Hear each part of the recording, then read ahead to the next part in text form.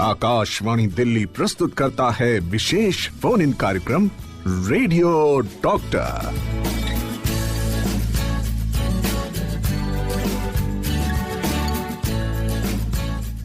नमस्कार, radio doctor के आज के अंक में आप सभी का हार्दिक स्वागत, अभिनंदन स्वीकार करें। शालिनी मित्तल का नमस्कार। और हम सब जानते हैं दिल हमारा जो होता है वो हमारे लिए कितना ज़रूरी होता है और कितने ज़रूरी काम करता है। हमारा दिल हमारे शरीर के सबसे ज़रूरी अंगों में से एक है और इसका काम जो है, हमारे दिल का जो काम है वो हमारे शरीर का ब्लड सर्कुलेशन सही रखना और बाकी अंगों को सही तरह से खून और पोषण पहुंचाना, ऑक्सीजन पहुंचाना, ये इसका मुख्य काम होता है। पर दिल नहीं तो कुछ नहीं, हम ये सुनते हैं, और दिल का धड़कना ही जीवन है। आज हमारा जो विषय है वो दिल से संबंधित है, आप लोग समझ गए होंगे। आज हम बात करने वाले हैं बदलते मौसम और प्रदूषण में हृदय की देखभाल हम कैसे कर सकते हैं। जी हाँ, बहुत इंपॉर्टेंट टॉपिक है, heart care in changing weather and in pollution.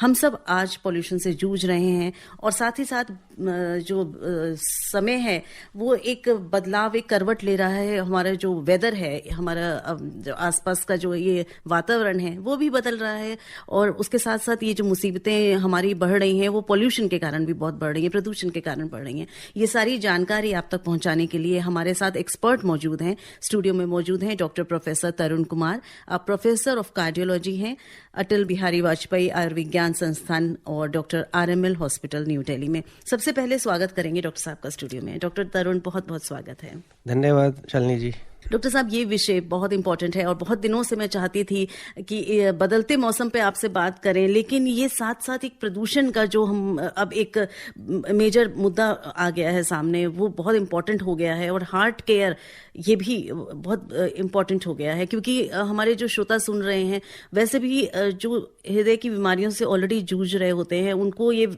जो ठंडक होती है, जैसे मौसम में ठंडक होती है तो ये नुकसान पहुंचाती है हृदय को, अचानक से बदलाव। पर साथ में जब पोल्यूशन भी जुड़ जाता है तो ये कितना खतरनाक ट्रियो बन जाता है। देखिए, इसका मतलब ये है कि आपकी बॉडी पे डबल अटैक हो रहा है। एक तरफ से विंटर्स आपकी बॉडी पे अटैक कर रही है, दूसरी तरफ से पॉल्यूशन।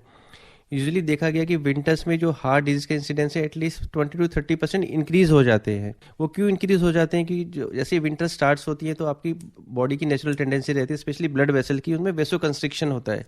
वेसो कंस्ट्रिक्शन मतलब है कि आर्टरीज सिकुड़ जाती हैं। दूसरा क्या होता है कि आपकी फिजिकल एक्टिविटी कम हो जाती है विंटर्स में और आपका मेटाबॉलिज्म भी डिक्रीज हो जाता है। तो यानी कि आपका इंटेक बढ़ जाता है, फिजिकल एक्टिविटी कम हो गई तो आपका बॉडी गेन या आपका लिपिड्स वगैरह बढ़ने के चांसेस ज़्यादा रहते हैं, आपका शुगर अनकंट्रोल होने के ज़्यादा चांसेस रहते हैं। वेसो कंस्ट्रिक्शन क्या करता है कि आपको बीपी बढ़ने की टेंडेंसी ज़्यादा हो जाती है आपकी। साथ में क्या होता है कि जो क्लॉटिंग फैक्टर्स हैं या जो प्लेटलेट एग्रीगेबिलिटी है वो भी विंटर्स में बढ़ जाती है, natural because of hormonal changes during winters.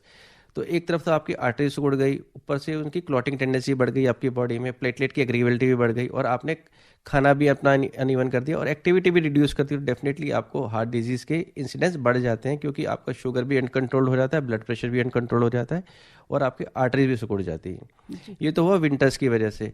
अब साथ में जब पॉल्यूशन आता है तो जो देखा गया है कि वर्ल्ड की 91% जो पॉपुलेशन है वो ऐसी जगह रह रही है जहाँ आपकी एयर क्वालिटी इंडेक्स सब ऑप्टिमल है या वर्स है। और जो पॉल्यूशन भी क्या करता है कि एटलीस्ट जो 80% है जिसकी जो डेथ करता है वो कार्डियोवैस्कुलर डिजीज से ही डेथ होती है। तो जैसे ही पॉल्यूशन शुरू होता है आपको काफ़ी अलग अलग तरह के सिम्टम्स देखने को मिल सकते हैं, जैसे कि आपको अपना आईज, नोज, थ्रोट में इरिटेशन हो सकती है, स्किन में इरिटेशन हो सकती है, आपको स्नीजिंग हो सकती है, शॉर्टनेस ऑफ ब्रेथ या डिफिकल्टी इन ब्रीदिंग हो सकती है, आपको चेस्ट पेन हो सकता है और आपको सांस फूलना आपका अनइवन हो सकता है। तो ये सब की सब चीज़ें पॉल्यूशन भी कर सकता है। और पॉल्यूशन और विंटर्स मिला के आपके हार्ट पे, आपकी पूरी बॉडी पे डबल अटैक करते हैं, तो आपका बचना इसलिए मुश्किल हो जाता है कि आप दिल्ली जैसी सिटी में रह रहे हैं और विंटर्स तो ऑल दो रिड्यूस हो गए, लेकिन फिर भी विंटर्स आपको काफ़ी अफेक्ट करती है। इसलिए ही विंटर्स में हमारे यहाँ काफ़ी हार्ट डिजीज के इंसिडेंस बढ़ जाते हैं। Even uncontrolled hypertension, uncontrolled diabetes, specially elderly patients, जो हार्ट डिजीज के पेशेंट हैं, जो अस्थमा के पेशेंट्स हैं, उनमें ये दिक्कत ज़्यादा देखने को मिलती है। तो बहुत सारी चीजें बताई डॉक्टर साहब आपने, और ये सबसे पहले इम्पोर्टेंट हमारे लिए जानना था कि क्यों बदलते मौसम में या जब ठंड आती है तो क्यों हार्ट डिजीजेस बढ़ जाती हैं। तो आपने बताया कि ये हमारी आर्टरीज जो है सिकुड़ जाती हैं ठंड के कारण, और फिर बहुत सारी और चीजें होती हैं ठंड में, आपका खान पान भी बदलता है और साथ ही साथ एक्सरसाइज की कमी भी हो जाती है। दिल का हाल सही रखना है तो आपको सुनते रहना है रेडियो डॉक्टर, क्योंकि रेडियो डॉक्टर में आज हम खास तौर पर आपके लिए लेकर आए हैं आपके दिल को सही रखने के जो नुस्खे वो डॉक्टर साहब आपको बताएंगे। और खास तौर पर जब बदलता मौसम होता है या पोल्यूशन की मार होती है तो किस तरह से हम अपने हार्ट की केयर ले सकते हैं, इसमें क्या क्या और प्रिकॉशंस जुड़ जाती हैं जो नॉर्मल रूटीन में आप लेते हैं अपने हार्ट केयर में, वो सारी बातें आप तक पहुंचाने के लिए डॉक्टर प्रोफेसर तरुण कुमार हमारे साथ स्टूडियो में हैं।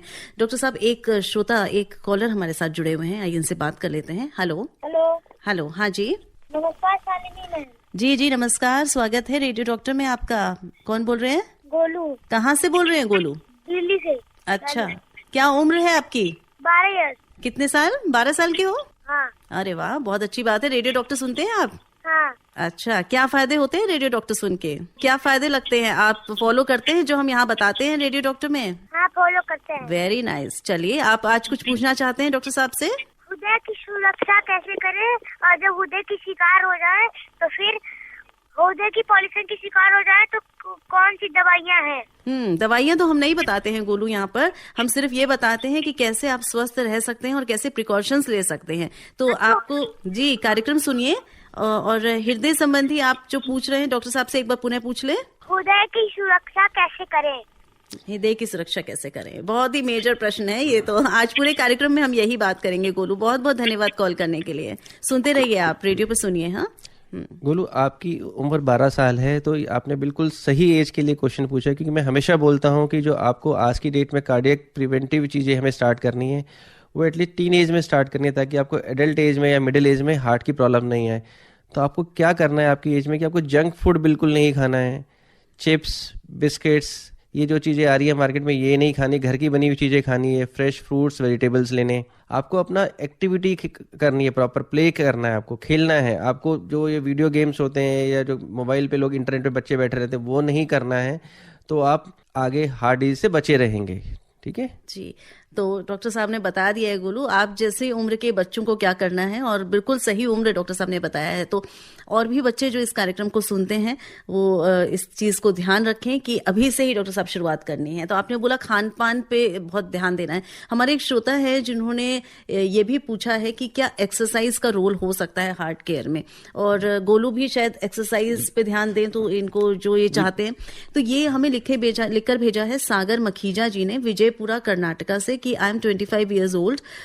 क्या हाई इंटेंसिटी एक्सरसाइज जो जिम में की जाती है जैसे कार्डियो, ये होती है हार्ट के लिए अच्छी? और दूसरा ये जानना चाहे कि today in the time of pollution how to take care of heart during this phase of sedentary lifestyle. देखिए, अगर आप जिम में एक्सरसाइज स्टार्ट कर रहे हैं, अगर आपको कोई family history of cornea artery disease या कार्डियोमायोपैथी नहीं है तो अपनी ग्रेडेड एक्सरसाइज शुरू कर सकते हैं अंडर प्रॉपर गाइडेंस। अगर पॉल्यूशन का लेवल काफ़ी ज़्यादा है तो कोशिश कीजिए आउटडोर एक्टिविटी बहुत इंटेंस ना कीजिए, लेकिन आप इंडोर एक्टिविटी कर सकते हैं। अगर आप डायबिटीज़ और हाइपरटेंशन के पेशेंट हैं तो आप कोशिश करें कि वो आपका कंट्रोल में रहे कुछ भी चीज़ें स्टार्ट करने से पहले। और स्मोकिंग बिल्कुल ना करें, क्योंकि आप ऑलरेडी इतना सिगरेट स्मोक कर रहे हैं या पॉल्यूशन से स्मोक ले रहे हैं, और एडिशनल स्मोकिंग ना कीजिए तो आप बचे रहेंगे। जी। और जैसे सीडेंट्री लाइफस्टाइल में आपने बताया इंडोर काम कर सकता है, लेकिन आउटडोर के लिए भी कोई टाइम ऐसा होता है कि किसी टाइम अर्ली मॉर्निंग या जा सकते हैं? देखिए, अर्ली मॉर्निंग में थोड़ा सा आपका चीज़ें सेटल, मेरा मतलब जो पिछले दिन की वाली चीज़ें सेटल होनी शुरू हो जाती है, हो गई होती है, तो early morning I think still a best time to do all these things. लेकिन फिर भी आपको बहुत इसेंशियल एक्टिविटीज़ करनी है, स्पेशली अगर आप एल्डरली ग्रुप में आते हैं या आपको कोई अंडरलाइंग हार्ट डिजीज़ है या लंग डिजीज़ है, तो आपको अपना आउटडोर एक्टिविटी रेस्ट्रिक्ट करके रखनी है। अगर आप हेल्दी हैं तो अपना थोड़ा एक्टिविटी कर सकते हैं, लेकिन कोशिश कीजिए जब पॉल्यूशन लेवल कम हो उस टाइम कीजिए आप। जी। और ये दूसरा जो उनका प्रश्न था कि कार्डियो एक्सरसाइजेस और जिम जाते हैं, जिम में वर्कआउट करना कितना अच्छा है? बिल्कुल, आपको सेडेंटरी लाइफस्टाइल को छोड़ना है। जो भी आपको जैसे 12 साल के बच्चे ने कॉल किया तो उसको हमेशा अपने किसी ना किसी प्ले में इन्वॉल्व रहना है, खेलना कूदना है। अगर आप मिडिल एज में आ गए हैं या यंग हैं तो आपको एक्सरसाइज शुरू करनी है। आप कुछ भी कर सकते हैं, आप कुछ टेनिस खेल सकते हैं, बैडमिंटन खेल सकते हैं, या आप अपनी कोई भी कार्डियो एक्सरसाइज कर सकते हैं, इवन जिम ट्रेनिंग भी कर सकते हैं अगर आपको अंडरलाइन कोई कार्डियोमायोपैथीज नहीं है तो। पर हेल्प कर सकते हैं बिल्कुल, सेडेंटरी लाइफस्टाइल तो आपको अपनानी ही नहीं है, मेरा मतलब you should say no to sedentary lifestyle. जी, सागर लिख रहे हैं डॉक्टर साहब पौड़ी गढ़वाल उत्तराखंड से कि I have difficulty in breathing sometime, I have seen doctor and doctor has said that everything is okay, they say it may be due to anxiety, तो what can I do to cure this problem? If you have undergone all the necessary investigation and checkup, अगर आपको कोई भी problem नहीं है ये, तो anxiety के लिए आप योगा या मेडिटेशन कर सकते हैं, वो आपको हेल्प करेगा। अच्छा, यशपाल लिख रहे हैं द्वारका दिल्ली से, नमस्कार टू डॉक्टर तरुण एंड दोस्त Shalini ji, thanks for very important topic in current scenario. My question is, does air purifier with HEPA filter really useful and please advise on how to properly use it? तो ये बहुत important question आज के time हो गया है। दो तरह का पोल्यूशन है, एक तो आउटडोर पोल्यूशन है, इंडोर पोल्यूशन है। तो आउटडोर पोल्यूशन के लिए आप जब भी बाहर जाते हैं कोशिश कीजिए कि एक्टिविटी रेस्ट्रिक्ट करके रखिए, जितना जरूरी है उतना बाहर निकलिए। स्पेशली आप एल्डरली हैं, आपको अंडरलाइंग लंग डिजीज है या आपको हार्ट डिजीज है, अगर जाते भी हैं तो कोशिश कीजिए N95 मास्क लगाएं और अपना काम करें और वापस आ जाएं। इंडोर पोल्यूशन में क्या करना है कि आपको अपने घर में प्लांटेशन अच्छी करके रखनी है, कि प्लांट आपको एक हेल्दी एयर देंगे, और अगर एयर प्यूरिफायर अफोर्ड करते हैं तो यूज कीजिए, उसका भी आपको बेनिफिट मिलेगा। तो एयर प्यूरिफायर का जैसे बहुत लोग के अंदर ये क्वेश्चन होता है कि कोई यूजफुल, क्योंकि क्या होता है डॉक्टर साहब, एक पर्सनल मैं क्वेश्चन पूछ रही हूँ कि जो मैंने फील किया है कि एयर प्यूरिफायर लगा के आप एक कमरे में बैठे हैं, उसको आपने बंद करके रखा है, तो शायद वो कहीं ना कहीं वो उस लेवल को ले आएगा, ठीक, पर जब भी आप कमरे से बाहर निकल रहे हैं, किसी काम के लिए जा रहे हैं, तो फिर आप एक्सपोज हो रहे हैं, तो ये नुकसान नहीं करता है? नहीं, बिल्कुल अच्छा क्वेश्चन किया आपने, लेकिन आप ये देखिए कि आफ्टर 24 आवर्स आपने कितना टाइम एक हेल्दी एयर में निकाला है ना। तो अगर आप ओवरनाइट भी लगा के रखते हैं और मॉर्निंग में अपने एक्टिविटी पे निकल जाते हैं, एटलीस्ट आपको 8 to 10 आवर्स का तो हेल्दी एनवायरनमेंट मिला है। तो कोशिश कीजिए जितना भी आप यूज़ कर सकते हैं कीजिए, एयर प्यूरिफायर यूज़ कीजिए। अपने घर में कोशिश कीजिए मॉपिंग करके रखें, धूप अगरबत्ती चूल्हा वगैरह ना जलाएं ऐसे टाइम में, फॉल्टी हीटिंग अप्लाइंसेज भी ना यूज़ करें, क्योंकि इंडोर पोल्यूशन के भी अपने अलग अलग वो होते हैं। जैसे लोग ज़्यादा धूप अगरबत्ती जलाते हैं तो वो भी उसमें ऐड करेगा, चाहे थोड़ा कम लेवल पे ऐड करें। स्मोकिंग बिल्कुल नहीं करनी है, चूल्हा और ये सब चीज़ें यूज़ नहीं करनी है। जी, हमारे एक श्रोता वेट कर रहे हैं, इनसे बात करते हैं, फोन लाइन पर हैं। हेलो जी, कार्यक्रम की होस्ट एंड दोस्त शालिनी मित्तल जी को रघुविंदर सिंह चट्टा का नमस्कार। जी चट्टा जी नमस्कार। और डॉक्टर तरुण है हमारे साथ, आज हार्ट पे बात कर रहे हैं, प्रश्न पूछना चाहेंगे तो पूछिए। डॉक्टर साहब को सादर प्रणाम। जी बताइए। डॉक्टर साहब, मेरा सवाल ये है कि बात दिल की हो रही है, तो ये दिल है कि मानता नहीं। कभी कभी मौसम जब ज्यादा मौसम हो जाता है तो अलग अलग चीजें खाने को दिल करता है, तो इसमें ठंडी और स्पाइसी चीजें खाने से भी क्या हार्ट पे उसका असर हो सकता है?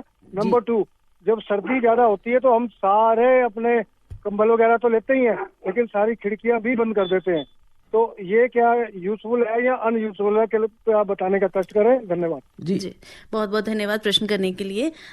डॉक्टर साहब, खान पान पर हम चाह रहे थे विस्तृत बातचीत करें, पर ये जो उन्होंने पर्टिकुलर क्वेश्चन पूछा है चट्टा जी ने, ये बात कर लेते हैं कि क्या बहुत स्पाइसी या ठंडी चीजें नुकसान कर सकती हैं हार्ट हेल्थ को? बहुत स्पाइसी आपकी गैस्ट्रिक म्यूकोजा को अफेक्ट करेगा, यानी पेट को अफेक्ट करेगा, पेट में आपकी जलन हो सकती है, उसमें इरिटेशन हो सकती है, आपको वॉमिटिंग वगैरह हो सकती है। काफ़ी बार डिहाइड्रेशन भी आपके हार्ट डिजीज को प्रेसिपिटेट कर सकती है।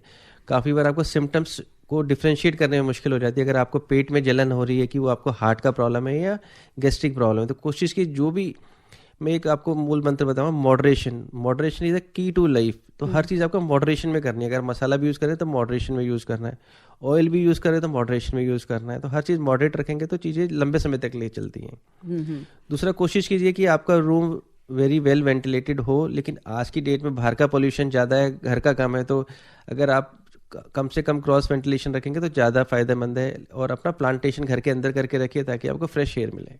जी, तो जनरली जैसे हम कहते हैं कि वेंटिलेशन बहुत अच्छा रखिए, तो वो इस समय जब आप कह रहे हैं क्योंकि पोल्यूशन भी हो गया तो इसको हमें मिनिमाइज ही करना है। और ऐसे मौसम में जब थोड़ी सी टेम्परेचर भी डाउन जा रहा है या विंटर्स आ रही है तो घर में कोई भी कोल बेस्ड चीज़ें यूज़ नहीं करनी है आपको, क्योंकि वो तो बहुत ही ज़्यादा डेंजरस हो जाएगी। हुक्का बिल्कुल नहीं पीना है, बीड़ी नहीं पीनी है, और अपना कोई भी कोल बेस्ड जो घर में लोग जला के रखते हैं विंटर से स्मोक बचने के जिससे लिए, निकले। स्मोक वाली चीज़ें वो भी अवॉइड करनी है। जी। और हम यहाँ पर खान पान की बात कर लेते हैं, क्योंकि आधी तो बात हमने कर ली है कि स्पाइसी चीजें नहीं खानी। कौन सी ऐसी डाइट है जो हार्ट के हेल्थ को अच्छा रख सकती है, और खासतौर पर इस मौसम में हमें जरूर लेना चाहिए? हर मौसम में आपको क्या करना है कि आपको फ्रूट्स एंड वेजिटेबल की सर्विंग्स अपनी डाइट में इंक्लूड करके रखनी है। अगर आपको डेयरी प्रोडक्ट यूज़ करना है, आपको low fat dairy product use करने, ना कि आपको high fat dairy product use करने। ऑयल आपको कम से कम यूज़ करना है, जिस भी उसमें यूज़ कर रहे हैं आपको रेगुलर जो आपकी हेल्दी मील्स हैं वो लेनी है। कहीं भी जो फ्राइड फूड्स होते हैं या इवन बेकरी प्रोडक्ट्स, ये भी आपको ज़्यादा क्वांटिटी में नहीं लेने हैं। अच्छा।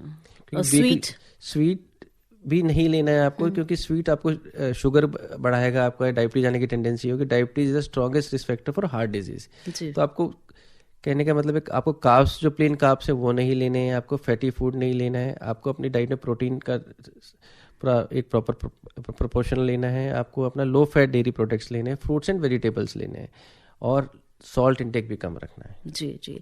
तो जो हम अक्सर बात करते हैं कि बीपी हाई हो जाता है तो सॉल्ट इंटेक या बहुत तली भुनी चीज़ें, ये सब नहीं लेना है। पर डॉक्टर साहब वही बात है, जैसे उन्होंने कहा, दिल है कि मानता नहीं है। सर्दियाँ आती हैं तो बहुत सारी चीज़ें ऐसी बनने लगती हैं घर में भी, और बाहर से भी लोग खाते हैं, जैसे पकौड़े खा लिए और डीप फ्राइड चीज़ें खा ली, तो वो भी हार्मफुल होती होंगी। बिल्कुल, जो जितनी भी चीज़ आप फ्राई करते हैं या हम बोलेंगे फास्ट फूड्स हैं, फ्राइड फूड सबसे बेकार है आपके लिए, क्योंकि फ्राइड फूड क्या करते हैं कि जो आपके एक तो आपका जो एलडीएल कोलेस्ट्रॉल होता है उसको बढ़ाते हैं, इसमें एंटीऑक्सीडेंट्स बिल्कुल नहीं होते हैं, ये आपकी फ्री रेडिकल जनरेट करते हैं या ट्रांस फैटी एसिड्स जनरेट करते हैं। जो ट्रांस फैटी एसिड्स होते हैं या जो आपके ऑक्सीडेंट्स होते हैं, ये आपकी बॉडी में जाके डैमेज करते हैं और हार्ट अटैक की टेंडेंसी ज़्यादा बना। फ्राइड फूड तो बिल्कुल नहीं लेना है आपको। जो तली हुई चीज़ें आ रही हैं, जो डीप कुकिंग में बनाई जा रही है ऑयल्स में, वो बिल्कुल यूज़ नहीं करनी है आपको। अच्छा, तो चलिए, अपने जो है ना हार्ट को हेल्थी रखना है, और अब तो बदलता मौसम है, पोल्यूशन भी है, तो थोड़ा सा एक्स्ट्रा केयर भी करनी पड़ेगी। हमारे साथ चावला जी जुड़े हैं चंडीगढ़ से, आइए इनसे बात करते हैं। हेलो। मैं चावला बोल रहा हूँ चंडीगढ़ से। जी जी, आपका स्वागत है कार्यक्रम में। जी बताएं। मेरी उम्र 85 साल है, और मैं दिल के लिए मतलब क्या केयर करें, क्या एक्सरसाइज कर सकते हैं, क्योंकि इतना चला तो जाता नहीं जी। और घर में ही रहते हैं हम। मैं रिटायर्ड हूँ जी। बिल्कुल, एक तो आप चंडीगढ़ में रह रहे हैं तो आप वैसे ही आधी चीज़ों से बचे हुए हैं, पॉल्यूशन से एटलीस्ट बचे हुए हैं। जो भी फिजिकल एक्टिविटी अगर आप चलने में दिक्कत आ रही है तो आर्म बेस्ड जो भी एक्टिविटी आती है, जिसको आर्म अर्गोमेट्री बोलते हैं, या आर्म्स के आप छोटे मोटे लाइट वेट कर सकते हैं। अब क्योंकि क्या होता है कि ओल्ड एज में आपकी मसल स्ट्रेंथ कम होनी शुरू हो जाती है। ड्राई फ्रूट तो डॉक्टर बताते हैं भिगो के सुबह खाना है उसको। बिल्कुल, आप बादाम ले सकते हैं, उससे आपकी मेमोरी ठीक रहेगी। आप वॉलनट्स, खजूर के 2 पीस हैं। बिल्कुल, देखिए कुछ जो मैं हमेशा बोलता हूँ कि आपको मेडिसिन अवॉइड करनी है, आपको नेचुरल चीज़ों पे जाना है। अगर आपको अपने ब्रेन की पावर बढ़ानी है तो को एलिमेंट्स लेने हैं, अगर आपको जॉइंट्स ठीक रखने हैं तो वॉलनट्स या अखरोट लेने हैं आपको भिगो कर, है ना। तो आपको ये चीज़ें करनी है। और ओल्ड एज में क्या होता है कि प्रोटीन लॉस होता जाता है, इसलिए आप चलने फिरने में दिक्कत आती है। कोशिश कीजिए कुछ आप स्ट्रेंथनिंग एक्सरसाइजेस भी कीजिए, वॉकिंग या थोड़ा बहुत चलने के अलावा या रनिंग के अलावा आप थोड़ा बहुत अपनी वेट ट्रेनिंग भी कीजिए। वॉकिंग कर रहे हैं जो अपने आंगन में जो है, बड़ा आंगन है, बहुत बढ़िया, ऐसे ही करते रहिए। घर पे सुबह कर लेते हैं जी। जी जी, बहुत बढ़िया, ऐसे ही करते रहिए और 100 ईयर क्रॉस कर जाएंगे आप। चलिए, बहुत बहुत अच्छा है। शुभकामनाएं हमारी कि आप स्वस्थ रहें, और इसी तरह से अगर थोड़ा सजग रहकर हम ध्यान दें और अपने heart health and physical health पर ध्यान दें, मेंटल हेल्थ पर भी ध्यान दें, क्योंकि डॉक्टर साहब हम बात करते हैं कि मेंटली भी अगर हमारा कहीं वीक होता है तो हम फिजिकली भी वीक हो जाते हैं। इस तरह की भी जो है mental and physical both awareness is necessary. तो ये बताइए कि जैसे इस तरह की प्रॉब्लम आती है, अगर हार्ट में हमें कोई प्रॉब्लम आती है तो इसके क्या सिम्टम्स होते हैं जो एक ऐसा आदमी को लगे कि अब हमें दिखाना जाना चाहिए? देखिए, जो हार्ट का मेन सिम्टम्स आता है वो होता है चेस्ट पेन। जो चेस्ट पेन है वो आपको लेफ्ट साइड चेस्ट में भी हो सकता है, सेंटर में भी हो सकता है, इवन एपिगेस्ट्रियम में भी हो सकता है, जो पेट बोलते हैं वहाँ भी हो सकता है, लेफ्ट आर्म में भी जा सकता है, और लोअर जॉ में भी रेडिएट कर सकता है। इसके अलावा आपको शॉर्टनेस ऑफ ब्रेथ की डिफिकल्टी इन ब्रीदिंग हो सकती है, गिडीनेस हो सकती है, अनएक्सप्लेन्ड पर्स्पिरेशन यानी कि स्वेटिंग भी हो सकती है। अगर ये सिम्टम्स आपको आ रहे हैं तो आपको तुरंत आपके नियरेस्ट सेंटर में जाना विदाउट डिले। तो यहाँ पर हम एक ब्रेक लेंगे, लौट कर आएंगे, आपके प्रश्नों को शामिल करेंगे। आप हमें लिखते रहिए, आप हमें फोन करते रहिए, पूछते रहिए हमसे सवाल, क्योंकि ये है रेडियो डॉक्टर्स, जहाँ पर आपकी समस्याओं की, आपके स्वास्थ्य समस्याओं की होती है समाधान आपको मिलता है। और आज का विषय एक बार दोहरा देती हूँ, heart care in changing weather and pollution, बदलते मौसम और प्रदूषण में हृदय की देखभाल। जानकारी दे रहे हैं doctor professor Tarun Kumar, professor of cardiology, ABVIMS and doctor RML hospital, new Delhi. सुनते रहिए रेडियो डॉक्टर। आप सुन रहे हैं विशेष फोन इन कार्यक्रम रेडियो डॉक्टर। Welcome back. आप हैं रेडियो डॉक्टर में, बात कर रहे हैं हार्ट केयर की। और इस बदलते मौसम में जब ठंड बढ़ जाती है, प्रदूषण भी बढ़ा हुआ हो, तो किस तरह से हार्ट की देखभाल करनी जरूरी होती है, ये सब जानकारी आप तक पहुंच रही है। Doctor professor Tarun Kumar, professor of cardiology, हमारे साथ हैं स्टूडियो में। और हमारे कॉलर्स जुड़ गए हैं हमारे साथ। हेलो। हेलो जी, आप रेडियो डॉक्टर में हैं, बबीता बोल रही हैं? हाँ जी। हाँ जी, बबीता जी, मेरठ से बोल रही हैं आप? जी हाँ, आप प्रश्न करें, डॉक्टर साहब सुन रहे हैं। नमस्ते सर। नमस्कार सर, मैंने कभी कभी जैसे लेट जाती हूँ सोने के लिए और कुछ सोचती रहती हूँ, तो मेरे बीच में आंखें खुलती हैं और मेरी धड़कन तेज रहती है और इस वजह से मेरी आंखें खुल जाती हैं। क्या मुझे कोई जांच करानी चाहिए? ये बिल्कुल आपको एक नॉर्मल कंसल्ट करवाने की ज़रूरत है। हो सकता है कि सिंपल एंजाइटी वाला इश्यू हो, लेकिन प्रॉपर चेक करवा लेना चाहिए आपको। एज कितनी है आपकी? 45 है सर। हाँ, आप एक बार जाके कंसल्ट कर लीजिए प्रॉपरली। ठीक है सर। एक बार आप दिखा लीजिए, डॉक्टर साहब ये सजेस्ट कर रहे हैं। हमारे एक और कॉलर लाइन पर। हेलो। हाँ नमस्कार जी नमस्कार, जितेंद्र जी, आपका स्वागत है रेडियो डॉक्टर में। कहाँ से बोल रहे हैं आप? ग्राम मऊ तहसील खैर जिला हरिगढ़ से। जी जी, आप अपना प्रश्न करें डॉक्टर तरुण से।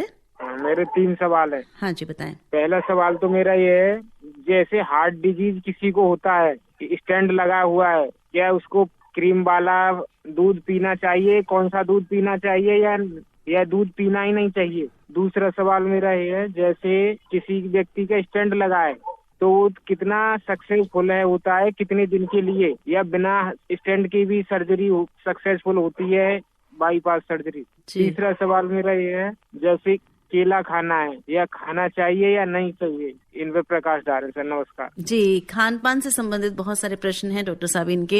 ये कई चीजों में इनको डाउट है कि हार्ट पेशेंट को ये चीज खानी चाहिए कि नहीं। कुछ चीजें हमने बात की, स्पाइसी फूड से रिलेटेड बात की, डीप फ्राई से बात की, पर ये हमने नहीं लिया। ये जानना चाह रहे हैं डॉक्टर साहब, दूध और केला, इन सब चीजों के बारे में जी बताएं। बिल्कुल, अगर आपको हार्ट डिजीज है या आपको कोलेस्ट्रॉल का प्रॉब्लम भी है, तो आपको जो फुल क्रीम मिल्क है वो अवॉइड करना है। आप डबल टोन मिल्क जैसे बोलते हैं काउ मिल्क, वो ले सकते हैं, लेकिन उसकी क्वांटिटी भी आपको कम रखनी है। आप बनाना ले सकते हैं, लेकिन बहुत सारे बनाना, अगर आपको डायबिटीज है तो अवॉइड करने चाहिए। 1 या 2 बनाना ले सकते हैं, उसमें कोई इश्यू नहीं, कि बनाने से good source of potassium and other minerals also. अगर आपको स्टंट लगा है, अगर आप अपनी मेडिसिन टाइम पे लेते हैं और अपना लाइफस्टाइल या खान पान ठीक रखते हैं, तो पूरी जिंदगी चलता है। लेकिन अगर आप अपना लाइफस्टाइल ठीक नहीं रखेंगे, अपना शुगर कंट्रोल में नहीं रखेंगे, अब दवाइयां नहीं लेंगे, तो उसमें रीब्लॉकेज आने के चांसेस रहते हैं। हर प्रॉब्लम जो कार्डियक प्रॉब्लम्स होती हैं, जो ब्लॉकेज होती है, उसके 3 तरह से इलाज हो सकता है। कुछ मेडिसिन तो आपको हर केस में लेनी है, चाहे आपकी बाईपास हो या एंजियोप्लास्टी या स्टंट लगे हो। कुछ केसेस बाईपास के लिए सूट करते हैं, कुछ केसेस एंजियोप्लास्टी के लिए सूट करते हैं, कुछ केस दोनों के लिए सूट नहीं करते, उसमें सिर्फ मेडिसिन चलाने की जरूरत भी रहती है। तो सब वैरायटी डिपेंड करती है, डॉक्टर बताएगा कि किस तरह से, पेशेंट टू पेशेंट डिपेंड करेगा। जी, उम्मीद है आपको सही जवाब मिल गया डॉक्टर साहब से। श्याम मित्तल जी ने रोहिणी से लिखा है कि जो आपने इनिशियल समरी दी थी कार्यक्रम के आरंभ में, वो उन्हें काफी यूजफुल लगी है। Kindly tell what precautions should be senior citizen should take. I am diabetic since 1984. However, my HbA1c is always below 7%. और क्या preventive doses, flu shots, pneumonia shots diabetic patients को लेने चाहिए इस सिचुएशन में? बिल्कुल, elderly patients, CKD patients, heart patient, respiratory disease patient, इन सबको ईयरली जो भी रिकमेंडेड है आपको फ्लू शॉट्स लेने हैं। आपको अपना HbA1c 7 से कम नहीं, आपको एटलीस्ट 6.2 से कम रखना है या 6 से कम रखना है। आपको अपना इनटेक कम रखना है। विंटर्स में स्पेशली मैं बोलूँगा कि इनटेक कम रखिए, क्योंकि आपकी एक्टिविटी ना चाहते भी रेस्ट्रिक्ट हो जाती है। जितना आप एक्टिव विंटर्स में होते हैं, उससे कहीं ज़्यादा आप समर्स में एक्टिव होते हैं। तो आपको अपना इनटेक कोशिश कीजिए कि जितना समर्स में लेते हैं उससे भी कम इनटेक आप लीजिए। इनटेक का मतलब खाना पीना कम रखिए, क्योंकि आप घर में रहेंगे, कंबल में रहेंगे, तो टेंडेंसी रहती है आप कुछ ना कुछ खाते रहते हैं, तो उसको अवॉइड करना है। कोशिश कीजिए अगर बाहर की एक्टिविटी नहीं कर सकते तो घर की एक्टिविटी कीजिए। चांसेस ये रहेंगे इसके बावजूद भी आपको शुगर और ब्लड प्रेशर लेवल विंटर्स में थोड़ा शूट करेगा तो आपको हो सकता है मेडिसिन की अपनी डोज एडजस्ट करवानी पड़े, तो उसके लिए अपने डॉक्टर को कंसल्ट कीजिए। डॉक्टर साहब, आपने जो बोला उसमें बड़ा विरोधाभास इसलिए मुझे लगता है क्योंकि सब लोग बोलते हैं winters is a very healthy season compare to summers. आपने बोला कुछ भी बोलते हैं विंटर्स में खाओ डाइजेस्ट हो जाएगा, ये भी खा लो और फ्राइड भी खा लो, तो नहीं सही है ये बात। जी, विंटर्स हमें खुशी लाता है, जैसे विंटर्स को देख के खुश होते हैं स्पेशली, क्योंकि समर से काफी रिलीफ मिलता है विंटर्स में आपको। लेकिन विंटर्स आपके साथ साथ कुछ कुछ चीजें भी लेकर आता है कि भाई आप का इंटेक बढ़ जाएगा और आपकी एक्टिविटी कम हो गई, नेचुरली आप वेट गेन करेंगे तो आपका बीपी शुगर ये सब बढ़ेगा। तो इसलिए ही आपको कंट्रोल करके चलना है। आप लीजिए, कुछ भी चीजें लीजिए, उसकी क्वांटिटी कम रखना है, ठीक है। Portion size also matters. चलिए, हमारी श्रोता हमारे साथ जुड़े हैं फोन लाइन पर। हेलो। हाँ, मेघा जी बोल रही हैं। नमस्कार मैम। जी नमस्कार। मेघा जी कहाँ से बोल रही हैं? West UP. डॉक्टर साहब को नमस्कार। सर, मैं ये जानना चाहती हूँ, जैसे जो मतलब ऑलरेडी पेशेंट है हार्ट के, उनको शादी में किस प्रकार का खाना लेना चाहिए, और जो शादी में डीजे वगैरह यूज करते हैं उसका हार्ट पे कितना असर होता है? लाउड म्यूजिक का असर? लाउड म्यूजिक का हार्ट से ज्यादा आपके ईयर्स पे ज्यादा इफेक्ट आ सकता है। लेकिन शादी में आप जा सकते हैं, नॉर्मल एक्टिविटी में एंगेज हो सकते हैं। खाना कोशिश कीजिए वहां जाके भी उतना ही खाइए जितना घर में खाते हैं, और कोशिश की तली हुई चीजें यूजुअली शादी में हो सकता है कुछ बनी हो, पकोड़े वगैरह बना, तो अवॉइड कीजिए कुछ भी इस तरह से लेना। Thank you sir. जी थैंक यू। डॉक्टर साहब, एक हमारे पास ये मैसेज आया है, दीपक मेहता ने लिखा है, we need energy to live, और आपने कहा खाना कम खाओ, जितना कम खाओगे उतना अच्छा रहेगा। तो ये बोल रहे हैं कि कैसे हम रिड्यूस करें फूड, बिकॉज एनर्जी लेवल हमारा डाउन नहीं हो जाएगा? जी नहीं, बिल्कुल ऐसा नहीं है। आपकी बॉडी को एक बैलेंस की जरूरत है। आपने देखा होगा कुछ एनिमल्स तो हाइबरनेशन में चले जाते हैं विंटर्स में। वो इतना खाना अपना स्टोर कर लेते हैं बॉडी में कि वो 2-3 महीने का टाइम निकाल देते हैं।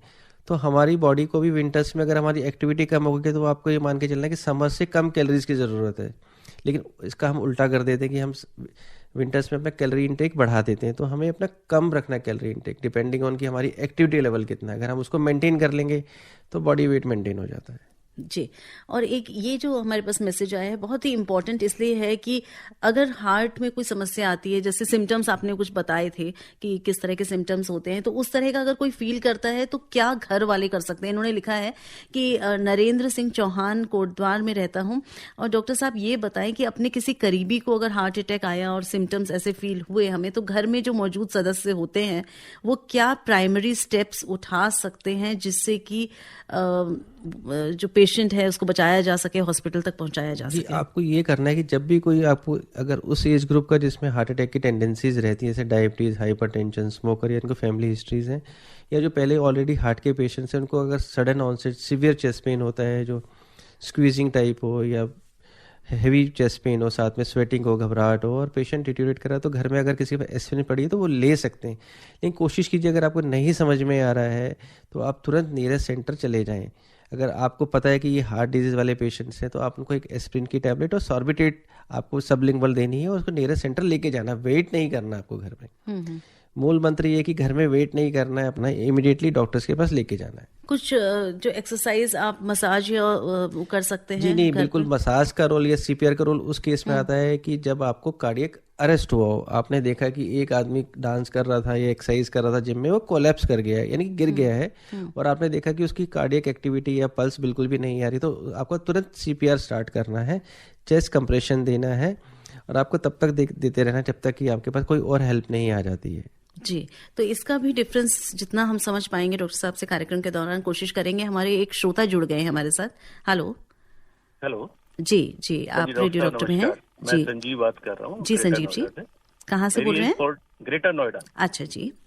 मेरी एज 49 ईयर्स है और मेरा बीपी 130, 90 और समटाइम्स 140, 96 के आसपास रहता है, इसी के बीच 130, 140, 90 to 97। तो is it normal at this age के या मुझे कुछ मेडिकेशन स्टार्ट करनी चाहिए? ये देखिए, बीपी बिल्कुल नॉर्मल नहीं है, आपका काफ़ी ज़्यादा है, लेकिन मैं बोलूँ कुछ भी मेडिसिन स्टार्ट करने से पहले आप किसी को कंसल्ट कर लीजिए कि आप प्रॉपर बीपी चेक भी कर पा रहे हैं, नहीं कर पा रहे हैं। अगर प्रॉपर चेक कर रहे हैं और परसेंटली ज़्यादा आ रहा है तो कोशिश कीजिए पहले लाइफस्टाइल से आप इसको कंट्रोल करने की कोशिश कीजिए कि अपना सॉल्ट इंटेक कम करें, टी कॉफ़ी कम कीजिए, अपना रेगुलर एक्टिविटी रखिए, और वेट अगर ज़्यादा तो उसको रिड्यूस करके रखिए। अगर फिर भी इसके बावजूद भी आपको बीपी परसेंटली हाई रहता है, then you require medications. Okay, और मेरा पल्स रेट भी डॉक्टर साहब अराउंड 80 to 90 के बीच में रहता है। कोई दिक्कत नहीं, यू नीड ए रेगुलर एक proper consultation for proper evaluation कि whether you require any further kind of treatment और just lifestyle modifications.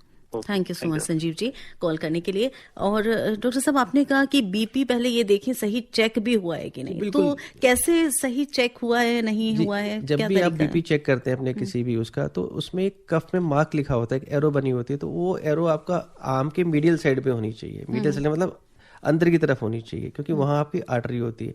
Artery proper compress होनी चाहिए।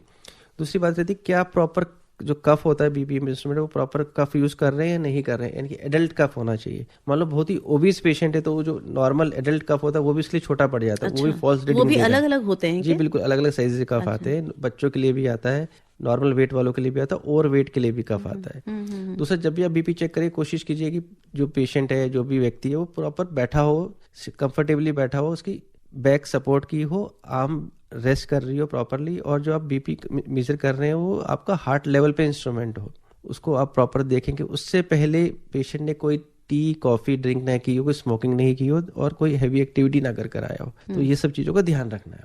कोई विशेष समय भी होना चाहिए दिन का? नहीं, आप कभी भी बीपी चेक कर सकते हैं। बस ये चीजें रहे कि आपने कोई हैवी हॉट ड्रिंक्स ना ली हो, आप कोई हैवी एक्टिविटी ना की हो, आप प्रॉपरली सिटिंग पोजिशन में हो, आपकी बैक सपोर्ट हो, और आप रेस्टिंग में हो।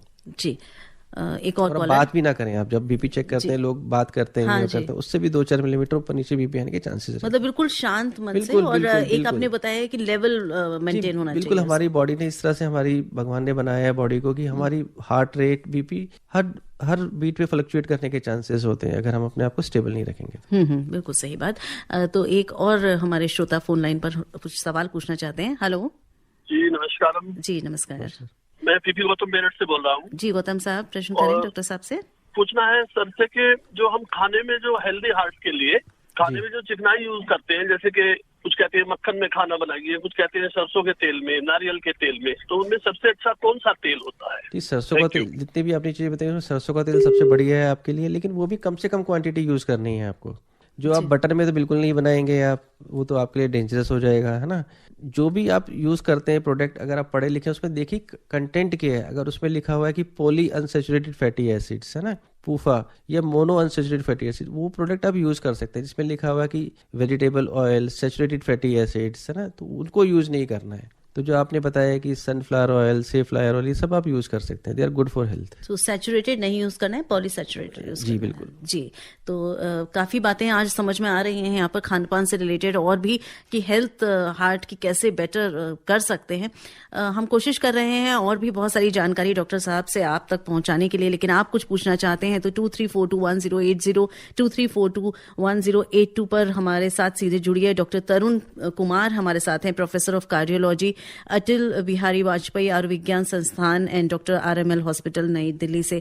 और हमने बदलते मौसम और प्रदूषण में जो हृदय की देखभाल है उससे संबंधित बहुत सारे आपके प्रश्न भी शामिल किए और डॉक्टर साहब से अपने प्रश्नों के भी जवाब लिए। समय अब तेजी से आगे बढ़ रहा है, लेकिन कुछ मैसेज जो हमारे पास है, एक श्रोता भी वेट कर रहे हैं फोन पर। हेलो जी, आप रेडियो डॉक्टर में हैं, नाम बता दीजिए। जी, मेरा नाम गीतांजलि सक्सेना है। जी, आप कहाँ से बोल रही हैं? मैं गाजियाबाद से बोल रही हूँ मैम। जी, और मैं रोज आपका प्रोग्राम सुनती हूँ स्कूल से लौटते टाइम। बहुत बहुत धन्यवाद। आपको अच्छा फायदा होता है हमारे कार्यक्रम से? बहुत अच्छा लगता है। मैं पूरे रास्ते सुनते आती हूँ 1 घंटे। चलिए, इसी तरह से सुनते रहिए, प्रश्न भी करते रहिए। आपने प्रश्न पहले नहीं किया हमसे। जी मैम, मैं पूछना चाह रही हूँ कि मेरे हस्बैंड की अभी ओपन हार्ट सर्जरी हुई है, तो पंथ में हुई है। तो डॉक्टर्स उन्हें मतलब उनसे पूछा गया कि खाने के लिए आपको क्या देना है बाद में, तो डॉक्टर्स ने बोला कि सब कुछ खा सकते हैं, कुछ भी। तो मेरे हस्बैंड मतलब बाहर का खाना बहुत पसंद करते हैं, अक्सर बाहर जाके खाना खाते हैं, मतलब उनको पसंद है। तो कहते हैं जब डॉक्टर ने कुछ नहीं मना किया है तो तुम क्यों रेस्ट्रिक्शंस लगा रहे हो। तो मैं जानना चाहती हूँ कि उनको मतलब किस तरह का खाना देना चाहिए मुझे ओपन हार्ट सर्जरी में। बिल्कुल, आपको अपने हस्बैंड को लो फैट या कम ऑयल में बना हुआ या कम तली हुई चीज़ें देनी है, क्योंकि आप घर में ये चीज़ें रेस्ट्रिक्ट कर सकते हैं कि घर में आप कौन सा ऑयल यूज़ कर रहे हैं, उसकी क्या क्वांटिटी यूज़ कर रहे हैं, ये आप डिसाइड कर सकते हैं। लेकिन अगर आप बाहर से खाना मंगवा रहे हैं तो ये चीज़ें आप कंट्रोल नहीं कर सकते कि वो किस चीज़ में खाना बना रहा है, कितना ऑयल डाल रहा है। तो यही इसलिए बोला जाता है कि कोशिश कीजिए बाहर का कम से कम, ओकेजनल आप मंगवा के खिला सकते हैं, लेकिन कोशिश ये घर में बनाइए। मैं ये नहीं बोलूँगा बिल्कुल उबला हुआ देना है उनको, लेकिन आप जो उनको पसंद है वो बनाइए, लेकिन कोशिश कीजिए इसमें ऑयल कम रखिए और जो प्लेन कार्बोहाइड्रेट्स होते हैं, अगर उनको शुगर वाला प्रॉब्लम है तो वो अवॉइड कीजिए। तो बहुत इंपॉर्टेंट ये बात है कि हाइजीन एंड ये भी इफेक्ट होती है। और आपने बताया कि बहुत ज़्यादा अगर ऑयली हो जाएगा तो भी नुकसानदायक होगा। तो अगर आपका सोर्स सही है तो बाहर का तो लिया जा सकता है, लेकिन थोड़ा सा मेंटेन मैनेज करना मुश्किल है। कोलेस्ट्रॉल कंट्रोल रखेंगे तो जो रीब्लॉकेज के चांसेस हैं, क्योंकि अगर आपका कोलेस्ट्रॉल परसिस्टेंटली हाई रहेगा तो रीब्लॉकेज के चांसेस बढ़ जाएंगे, जो अभी आपको इमीडिएटली प्रॉब्लम नजर नहीं आएगी, लेकिन 2-4 साल के बाद आपके समझ में आएगा कि रीब्लॉकेज हो गई, दोबारा ऑपरेशन की जरूरत है। उससे बचने के लिए आज आपको प्रिकॉशन रखनी है। और ये पॉल्यूशन से भी इनको बचना होगा मेरे ख्याल से। बिल्कुल, पॉल्यूशन से भी इनको बचना होगा। बहुत बहुत धन्यवाद प्रश्न करने के लिए। और पॉल्यूशन के बारे में कैसे बचाव करना है डॉक्टर साहब ने कार्यक्रम के दौरान बताया। आपने सुना कार्यक्रम तो आपको वो सब जानकारी भी मिल गई होगी। डॉक्टर साहब केडी त्रिपाठी जी हमको लिख रहे हैं रांची से, 78 ईयर्स के हैं। I have high BP and I am taking medicine, can I do cardio exercise and if yes then how long, what should be the duration? बिल्कुल, आपको कार्डियो एक्सरसाइज जरूर करनी है, क्योंकि जो एक्सरसाइज होती है स्पेशली कार्डियो एक्सरसाइज वो आपका बीपी कम करती हैं। आपको जो भी कंफर्टेबल हो उस लेवल पे आप स्टार्ट कीजिए, 10 मिनट 15 मिनट, आप at least 30 to 45 minutes of cardio training कर सकते हैं। तो कोई नुकसानदायक फायदा कार्डियो कितनी देर करना चाहिए, ये किस चीज पे डिपेंड करता है? ये आपकी बॉडी फिटनेस पे, आपके एंड्योरेंस पे डिपेंड करता है। आप स्टार्ट कीजिए 10-15 मिनट्स पे, अगर आप न्यूअर हैं तो आप ग्रेजुअली बिल्ड अप कीजिए। एवरी 2 to 4 वीक्स आप 5 या 10 मिनट्स का अपना बढ़ाइए और कोशिश कीजिए एटलीस्ट 40-45 मिनट्स की आप एक्सरसाइज कर रहे हैं तो कोई हार्म नहीं है, इट विल बी बेनिफिशियल। और इसमें गाइडेंस की कितना रोल है? जी, अगर आप रेगुलर वॉकिंग कर रहे हैं, साइकिलिंग कर रहे हैं, रनिंग कर रहे हैं तो किसी गाइडेंस की जरूरत नहीं, आप कर सकते हैं, लेकिन ग्रेजुअल बिल्ड करना है। लेकिन आपको अंडरलाइन कोई प्रॉब्लम से तो आप प्रॉपर गाइडेंस के साथ शुरू कीजिए। अगर जिम में कर रहे हैं तो उनको एक कोई बिल्कुल आपको कोई ट्रेनर होना चाहिए। जी बिल्कुल, अगर आपको हार्ट डिजीज है या लंग्स का प्रॉब्लम है या कुछ अर्दमियाज वाला प्रॉब्लम है तो आपको, या family history of cardiac disease है तो आपको प्रॉपर गाइडेंस के साथ करना है। जी, प्रकाश जी हमसे पूछ रहे हैं, रोहिणी में रहते हैं दिल्ली में। हमने बात की थी डॉक्टर साहब जब सीपीआर की बात की थी, तो ये जानना चाह रहे हैं कि कार्डियक अरेस्ट और हार्ट अटैक, इसमें डिफरेंस क्या है? जी, जो कार्डियक अरेस्ट है इलेक्ट्रिकल फिनोमिना है, इसमें आपका हार्ट बिल्कुल सडनली काम करना बंद कर देता है। जो हार्ट अटैक है वो एक वेस्कुलर फिनोमिना है, जिसमें आपकी आर्टरी से ब्लॉकेज आती है, वो उसकी सप्लाई कम होती है, उसमें आपको चेस्ट पेन हो सकता है। जो कार्डियक अरेस्ट है उसका 90% कॉज भी अंडरलाइंग आपका हार्ट अटैक ही होता है, 5 से 10% और कॉज हो सकते हैं। जी, तो सीपीआर का बेनिफिट मिलेगा आपको, वो जब अगर आपका कार्डियक अरेस्ट हुआ उस केस में सीपीआर का आपको बेनिफिट मिलेगा, क्योंकि इमीडिएटली अगर सीपीआर शुरू हो जाता है तो उस पेशेंट का सर्वाइवल बढ़ जाता है। तो आपका कहने का मतलब जहां भी आप देखें कोई अगर कोलैप्स होकर गिर गया है, उसमें बिल्कुल सांस नहीं चल रही है, कुछ उसको एक्टिविटी नहीं आ रही है, पल्स नहीं आ रही है, तो इमीडिएटली आप सीपीआर स्टार्ट कीजिए। हर 2 मिनट के बाद रीअसेस कीजिए कि कुछ उसमें एक्टिविटी में आया है, पेशेंट ने कॉन्शियस रिगेन की नहीं की, और साथ में कोई है तो उसको बोलिए इमीडिएटली एम्बुलेंस को कॉल कीजिए ताकि उसको इमीडिएटली शिफ्ट कर पाए प्रॉपर सेटिंग में। जी, तो ये बात हम कभी किसी और कार्यक्रम में करेंगे कि क्या कारण बनते हैं कि हार्ट अटैक होता है या कार्डियक अरेस्ट होता है। ये बहुत एक लंबा टॉपिक है। डॉक्टर साहब ये बताएं कि जैसे मौसम तो बदलेगा, प्रदूषण भी जो है वो हाल हम देख ही रहे हैं, इससे बचाव ही हम अभी फिलहाल कर सकते हैं। तो क्या बचाव आप बताएंगे कि जब ठंड के मौसम में और इस पॉल्यूशन के चलते हमें करना चाहिए हार्ट को हेल्दी रखने के लिए? जी, स्पेशली क्या देखा जाता है कि जो एल्डरली एज ग्रुप होता है, जो बच्चे होते हैं और जो एल्कोहल ज़्यादा लेते हैं, इन सब में अपने बॉडी टेम्परेचर को रेगुलेट करने की टेंडेंसी थोड़ी कम हो जाती है। तो स्पेशली आपको जब भी आप बाहर निकलते हैं तो आपको वार्म क्लोथिंग्स पहननी है ताकि आपको विंटर्स उतना इफेक्ट नहीं कर पाए। अगर आपने क्लोथिंग्स प्रॉपर नहीं पहनी हुई होती है, डेफिनेटली आपकी बॉडी ज़्यादा रिएक्ट करती है। आपको अपना हाइड्रेशन लेवल ठीक रखना है। अगर आप देखेंगे कि जो विंटर्स में और समर्स में आपका यूरिनेशन, स्वेटिंग, ये चीज़ें ज़्यादा होती हैं। विंटर्स में आपकी यूरिनेशन कम हो जाती, स्वेटिंग कम हो जाती है, तो आपको डेफिनेटली कम फ्लूइड की ज़रूरत है, क्योंकि कम फ्लूइड लेंगे, आपका जो सर्कुलेशन का वॉल्यूम कम रहेगा तो आपका बीपी टेंडेंसीज बढ़ने की कम रहती है। आपको अपना मेटाबॉलिक इंटेक यानी खाना पीना कंट्रोल करके रखना है, क्योंकि आपकी एक्टिविटी कम हो गई, आप खाना ज़्यादा लेंगे तो आपका मेटाबॉलिज्म वैसे ही डाउन है तो आपका वेट गेन की टेंडेंसी रहेगी, आपका शुगर अनकंट्रोल होने के चांसेस है। तो आपको अपना ब्लड प्रेशर, शुगर कंट्रोल रखना है थ्रू योर लाइफस्टाइल्स और may be small increase in the doses of medicine. Warm clothings पहननी है, स्मोकिंग नहीं करनी है, जो इंडोर अप्लायंसेज हैं स्पेशली कोल बेस या स्मोक बेस वो वाले यूज नहीं करने हैं। और अगर एक्टिविटी आप मेंटेन करके रख सकते हैं, अगर आउटडोर नहीं कर पा रहे तो एटलीस्ट इंडोर एक्टिविटी मेंटेन रखिए आप। जी डॉक्टर साहब, आपने कहा अल्कोहल से बचना है, स्मोकिंग से बचना है, हाइड्रेशन सही रखना है। तो हाइड्रेशन में कई बार हम सुनते हैं कि लोग ऐसे बॉटल मेजर करके अपना रखते हैं कि इतना पानी तो मुझे पीना ही है। और जनरली होता क्या है, सर्दियों में वैसे ही प्यास कम लगती है, हमारी बॉडी इवेपोरेट भी नहीं करती है, हमें पसीना भी नहीं आता है। तो कितना सही है उतना नाप तोल के कि हमें पानी उतना पीना चाहिए कि हाँ भाई 3 लीटर होना ही चाहिए दिन भर में खत्म? देखिए हर किसी की बॉडी रिक्वायरमेंट अलग अलग रहती है। यूजुअली 2 से 2.5 लीटर कॉमन रिक्वायरमेंट रहती है लोगों की। लेकिन अगर किसी को अंडरलाइंग किडनी प्रॉब्लम्स है या हार्ट उनका वीक है तो हम बोलते हैं रेस्ट्रिक्ट करके रखना है। रेस्ट्रिक्ट करने का मतलब है कि आप डिपेंड करता है कि आपकी क्या कितना इशू है, कितनी सीवियरिटी। तो आपको काफ़ी बार हम बोलते हैं 1 लीटर या 1.5 लीटर उतना आपको यूज़ करना है। नॉर्मली आप 2 से 3 लीटर के बीच में ले सकते हैं, लेकिन आपको अपना एक्टिविटी लेवल या बाकी चीज़ें भी वैसे ही रखनी है। और बहुत सारे लिक्विड इंटेक जैसे सूप के फॉर्म में या चाय कॉफी के फॉर्म में सही बताया आपने कि एक तो होता है कि वाटर कितना ले रहे हैं, लेकिन दूसरा जो वाटर के अलावा हमारी इंटेक होती है जैसे चाय में, कॉफी में, जूसेस में, सूप में, ये वाटर या वेजिटेबल्स में भी वाटर होता है, फ्रूट्स में भी वाटर होता है, ये इंटेक भी काफी हमारा ऐड करता है। यूजुअली हमारी बॉडी को इस तरह से बनाया गया है कि वो सेंस करते हैं कि हमें कब प्यास लग रही है, कब भूख लग रही है, तो आपको सिग्नल्स देते हैं। तो जब भी प्यास लगे आप पानी पी सकते हैं, रेगुलर जितना भी आपको पीना पी सकते हैं। उसमें अगर आप हेल्दी हैं तो रेगुलेट ज्यादा करने की जरूरत नहीं है, body will flush it out. और गर्म पानी और उसका टेम्परेचर क्या होना चाहिए, क्योंकि इस पे बहुत सारे लोग क्वेश्चंस पूछते हैं। जो भी आप खाना पीना खा रहे हैं, अगर आप नॉर्मल बॉडी के टेम्परेचर पे उसको ले रहे हैं तो बॉडी यूजुअली उसको कोई उससे रिएक्ट नहीं करती है। ज्यादा ठंडा खाना, ज्यादा गर्म खाना दोनों ही नुकसानदेह हो सकते हैं। पर ल्यूक वार्म वाटर फायदा करेगा? बिल्कुल, डेफिनेटली। कुछ लोग को ल्यूक वार्म वाटर लेने से उनका जो थ्रोट है वो ठीक रहता है या स्टमक ठीक रहता है और जीआई मोटिलिटी भी ठीक रहती है। जी, तो बहुत सारी चीजों की जानकारी आप तक पहुंच रही है हमारे इस कार्यक्रम के माध्यम से। और ये जो प्रश्न है, ये आखिरी मैसेज जो मुझे अभी दिख रहा है, ये अनमोल गुप्ता जी ने लिखा है सरिता विहार से कि क्या साइकिल चलाना, जो ये एक्सरसाइज होती है साइकिल चलाने से, ये हार्ट हेल्दी है रखने के लिए अच्छी है? बिल्कुल, cycling is good for heart. ये कार्डियक एक्सरसाइज ही मानी जाती है। तो अगर आप साइकिलिंग का आपको शौक है तो बिल्कुल कीजिए, कोई इशू नहीं है। बस अगर इस टाइम साइकिलिंग कर रहे हैं तो मास्क लगा के कीजिए। चलिए, तो ये जरूरी है क्योंकि पॉल्यूशन की बात भी हम कर रहे थे इस कार्यक्रम में। तो मास्क लगाकर साइकिलिंग करिए। बिल्कुल अनमोल जी, आप कर सकते हैं और ये अच्छी एक्सरसाइज है, डॉक्टर साहब कह रहे हैं। तो आज इस कार्यक्रम के माध्यम से बहुत सारी जानकारी हमें हार्ट केयर के बारे में पता चली। बदलते मौसम में और प्रदूषण के दौरान हार्ट की कैसे आप देखभाल कर सकते हैं,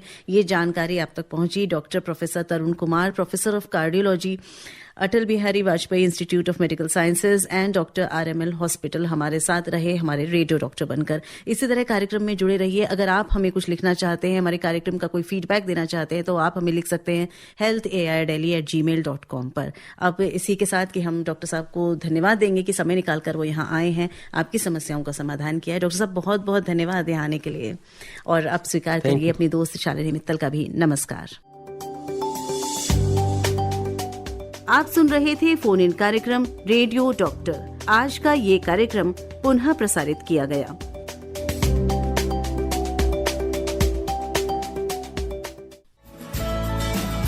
अभी आप आकाशवाणी दिल्ली से विशेष फोन इन कार्यक्रम रेडियो डॉक्टर सुन रहे थे। कार्यक्रम की प्रस्तुतकर्ता थी शालिनी मित्तल।